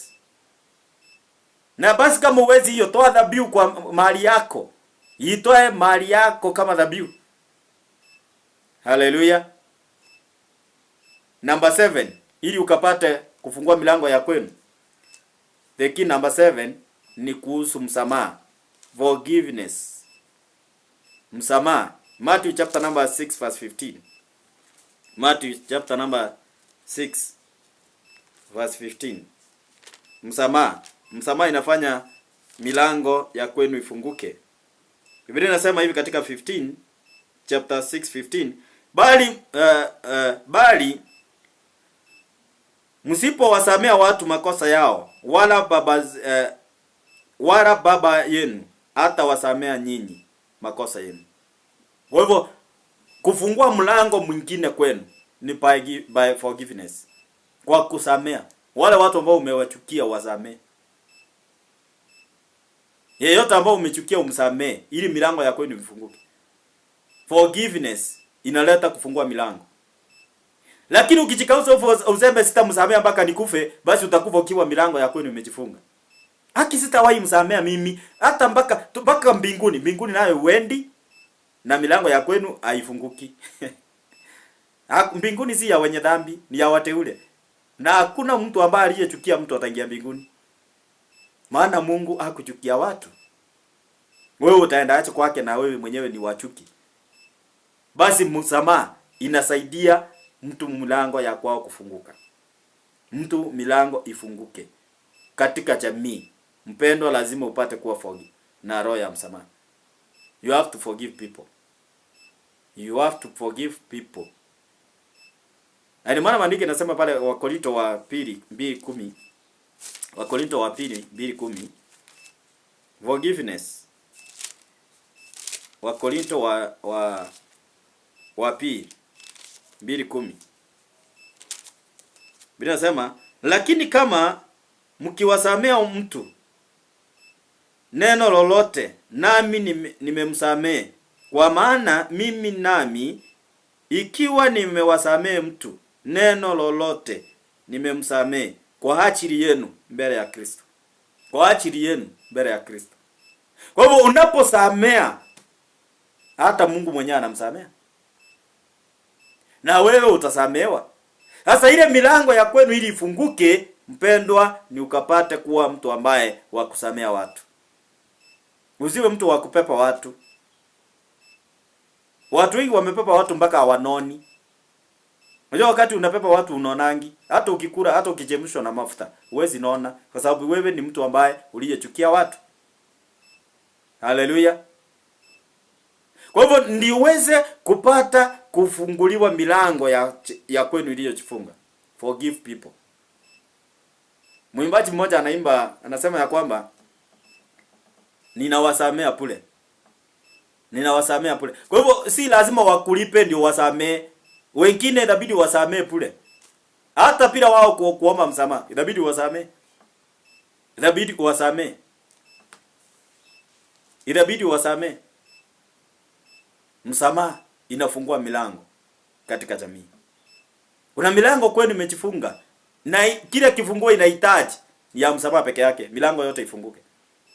Siku ile tu mtazamea watu, milango hiyo itakuwa imefunguka. Ya mwisho namba 8, ili milango ifunguke ya kwenu ni utoe fungu la 10. Giving tithe. Katika kutoa fungu la 10, hapo ndipo milango inafunguka. Tusoma hapo Malaki chapter number 3.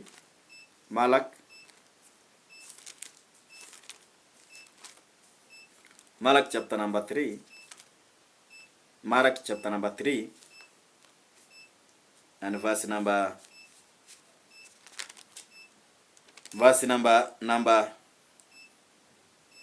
10.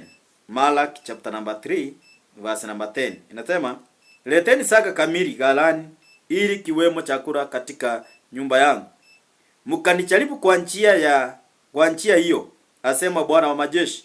Mchue kama sitawafungulia madirisha ya mbinguni na kuwamwagia baraka hata isiwepo nafasi ya kutosha. Haura. Kwa kutoa fungu la 10 inafungua milango kwenu. Sasa wakati hapo unakuta kwamba wewe utoi fungu la 10, kuna milango mpendo haiwezi funguka kwenu. Kuna milango haiwezi funguka kwenu. Kuna milango haiwezi funguka kwenu. Na ni Mungu anasema ya kwamba wakati mtakaponitolea fungu la 10, saka ndio hiyo fungu la 10. Ya kwamba mnicharipu kwa njia ya namna hiyo, muone kama sitawafungulia milango na madirisha ya mbinguni. Kwa hivyo mbinguni kuna madirisha, mbinguni kuna milango. Imagine mbinguni kuna milango. Kama milango iko mbinguni, hapa duniani kutakosaje milango? Kuna milango.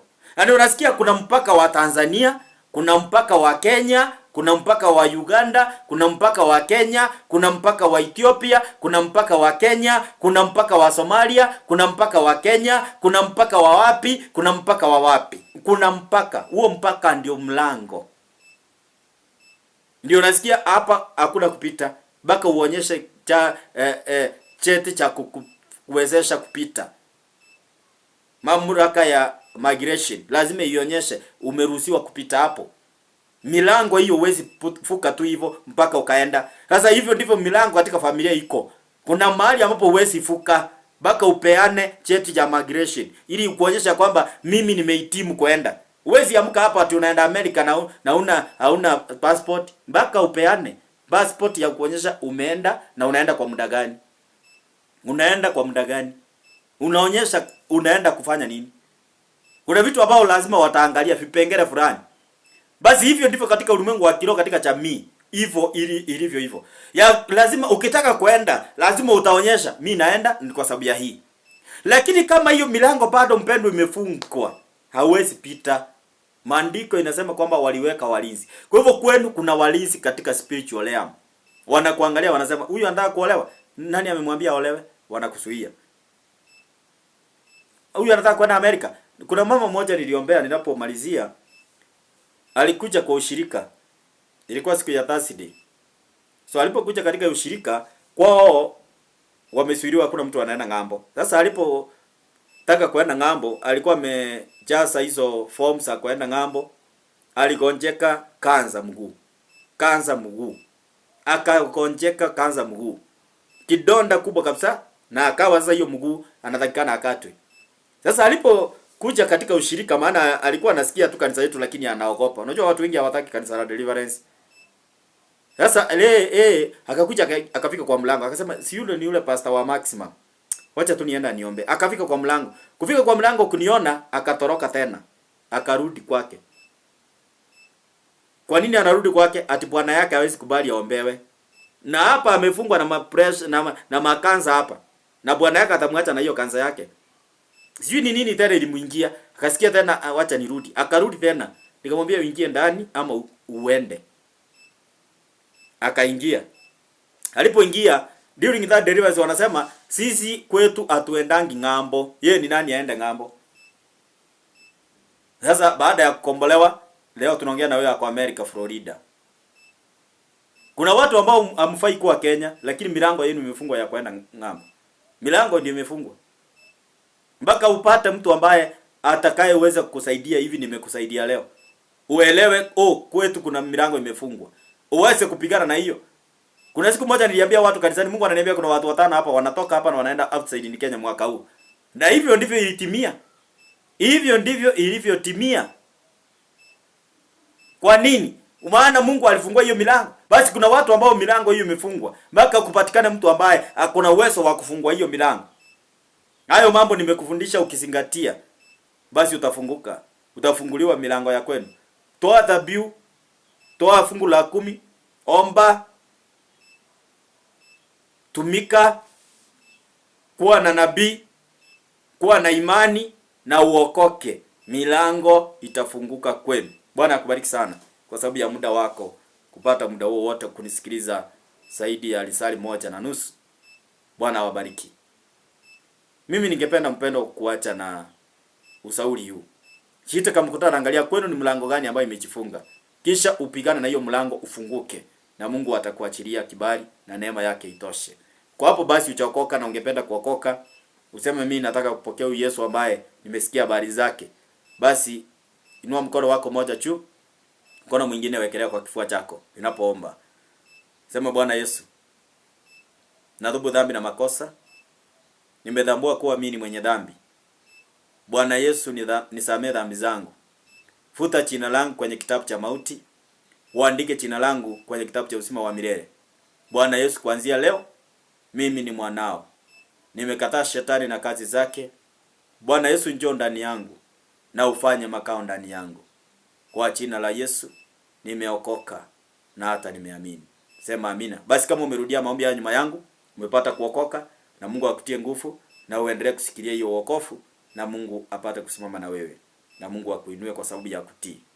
Basi nataka kuomba na wewe ambao unaona kwenu kuna milango ambayo imejifunga katika hiyo mambo nimetaja hapo ama mengine hata sijayataja, lakini unaona kwetu kuna mlango umejifunga na ungependa mlango huo ufunguke. Basi nyoosha mkono wako kielekeza kwenye screen. Na wale mnatumia radio basi radio zenu na Mungu apate kunena na mioyo yenu na afungue milango hiyo. Tuombe. Baba, katika jina la Yesu, naomba kwa ajili ya huyu ambaye aliyenisikiliza na aliyenitazama kupitia social media, kupitia kwa runinga, kupitia kwa radio. Baba wa mbinguni, wewe unayesikia maombi, nafungua Bwana milango ya wapendwa hawa ambao wamepeana maisha yao kwako Bwana siku ya leo. Nafungua milango yote iliyojifunga kwao. Ilifungwa na mababu, ilifungwa na watu ambao waliowaonea wifu. Jehova, je, nafungua hiyo milango katika jina la Yesu. Nafungua milango ya maisha yao. Milango Bwana ifunguke. Natangaza vile neno lako nasema Matthew chapter 18 ya kwamba kile tutafungua hata mbinguni kimefunguliwa. Nafungua hiyo milango iliyofungwa kwa maisha yao katika jina la Yesu. Milango maadui waliofunga, nafungua hiyo milango ya ndoa, milango ya harusi, milango ya mafanikio, milango ya magari, milango ya kifedha, milango Jehova Jire, Baba iliyojifunga ya huduma, milango yote iliyojifunga kwa mtu huyu ambaye ananitazama na nisikiliza, huyu mzee, huyu kijana, huyu mtoto, huyu bwana, huyu mama, nafungua hiyo milango katika jina la Yesu. Bwana umetukuka na hata umeinuliwa. Kila mlango uliojifunga, hiyo mlango ufunguke kuanzia leo. Baba, ninafungua milango hata ya watumishi wako, huduma imejifunga. Milango hiyo ifunguke katika jina la Yesu. Milango Bwana ya kupenya, Baba ninatangaza hiyo milango ifunguke katika jina la Yesu. Nafungua hata milango ya television Bwana ikaende mataifa yote katika jina la Yesu. Baba, hata nami natangaza milango iliyojifunga kwetu. Natangaza hiyo milango ifunguke kuanzia leo katika jina la Yesu. Milango ya kwenda viwango vingine ifunguke katika jina la Yesu. Kila mlango Bwana uliojifunga natangaza kuanzia leo iwe wazi. Vile uliambia Koreshi ya kwamba Bwana milango imefunguka kwake, Bwana na itafungwa. Natangaza hata leo ya kwamba hakuna milango itachifunga tena katika jina la Yesu. Milango ya watu kutusaidia Baba iliyochifunga, natangaza hiyo milango ifunguke katika jina la Yesu. Kuna watu wako Bwana, milango ya watu kusimama na wao ilichifunga. Nafungua hiyo milango Bwana kuanzia leo. Watu wakapatikane wa kuwasupport katika jina la Yesu. Asante Bwana, uinuliwe na hata utukuzwe. Katika jina la Yesu Kristo tunaomba na hata na kuamini. Amen. Amen. God bless you so much kwa sababu ya muda wako ambao umepata kwa kuweza kusikiliza neno la Bwana, na kila milango iliyokuwa imejifunga kwenu na maisha yako, basi hiyo milango ipate kufunguka na neema ya Mungu itoshe. Uko hapo ungependa kunifikia kupitia namba ya simu, ungependa kusupport kazi ya Mungu, kuwa partners katika runinga hii, basi unaweza ukatumika kwa njia ya fedha zako, ama ungependa pia kutuma prayer request yako nipate kuomba na wewe, nipate kukusauri. Kuna neema tu Mungu amenipatia. Kuna neema tu Mungu amenipatia. Inaweza ikakusaidia. Na ninaamini ya kwamba Bwana atakusaidia. Basi chukua hii namba yangu, unipigie simu ama unitumie ujumbe wako, ama usupport kipindi hiki kwa namba ya 0746 10 61 63. 0746 10 61 and 63. How WhatsApp number kwa wale watu ambao mko nje, unaweza kutumia Sendwave, World Limit and other the way you can send the sacrifice or your support plus 254 0717 35 85 79 plus 254 0717 35 85 79. God bless you so much kwa sababu ya muda huo, na kwa saidi ya yote kwa kuhakikisha ya kwamba utasimama na kazi ya Bwana. Prayer request yako tuma kwa hizo namba, nitaomba na wewe, na kila Mungu atakaponisaidia nitakujulisha. I know the grace God has given me. Si lazima uwe karibu na mimi ndio Mungu aniongeleshe. Kuna neema tu Mungu amenipatia kwa kiwango ambayo Mungu ameniita. So Bwana akubariki sana. Kwa niaba wote waliofanikisha kipindi hiki na ibada hii, basi kutoka kwangu mimi sina la ziada. Upande ule mwingine wa pili wa studio, God bless you so much kwa kuhakikisha kwamba tuko hewani kwa njia nzuri, na Mungu awabariki. Wala mlikuwa kwa upande ule wa vyombo, popote pale ulipohusika kuhakikisha kwamba tunafanya ibada iliyo sawa, Mungu awabariki. Mungu awainue na Mungu awatende mema. Wale wote mliotazama, wote mliosikiliza, wote mliofuatilia ibada, Bwana awabariki. Wote mliotoa sadaka zenu, Bwana awabariki na awaongezee na awainue kiwango kingine. Milango yote iliyokuwa imejifunga basi ifunguke kuanzia leo katika jina la Yesu. Shalom, shalom. Tukutane wakati mwingine, majaliwa yake Mwenyezi Mungu.